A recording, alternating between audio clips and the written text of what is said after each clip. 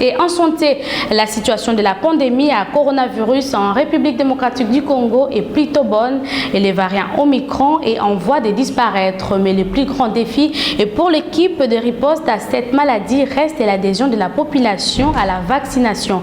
Propos tenus par les coordonnateurs du secrétariat technique des ripostes de cette maladie lors d'un point de presse hebdomadaire tenu mercredi dernier à l'Institut national de recherche biomédicale. Karine Yemangolo nous fait le point. Au cours du point de presse de ce mercredi 9 février, le coordonnateur du secrétariat technique de riposte contre la Covid-19 a indiqué que la situation de cette pandémie dans le pays est plutôt bonne. Les variants Omicron est en voie de disparition. Ces constats s'est fait dans la baisse de cas de contamination et des hôpitaux et zones de santé qui sont vides. Mais cela ne veut pas dire que la Covid est finie, a souligné Dr Jean-Jacques Mouyembe. La situation est plutôt très bonne. Le variant Omicron qui s'était implanté dans notre pays est en voie donc de disparaître.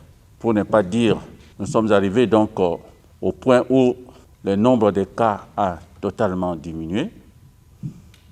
Également, nos hôpitaux sont vides et nos zones de santé ne rapportent plus de cas de Covid dans la communauté. Mais cela ne veut pas dire que la Covid est finie dans notre pays. La Covid-19 est sous contrôle en RDC, cependant, les taux de vaccination est faible. Dr Jean-Jacques Mouyembe a donc appelé les programmes élargis de vaccination PEV à augmenter sa performance en cette matière pour faire adhérer la population. La vaccination reste une préoccupation majeure pour les secrétariats techniques et il faut absolument que le programme élargi de vaccination augmente sa performance en ce qui concerne la vaccination de la population. Par ailleurs, les patrons de la riposte invitent la population à la vigilance et au respect de gestes barrières. Je demande à la population d'être toujours vigilante et dans la mesure du possible, porter toujours le masque, garder la distanciation,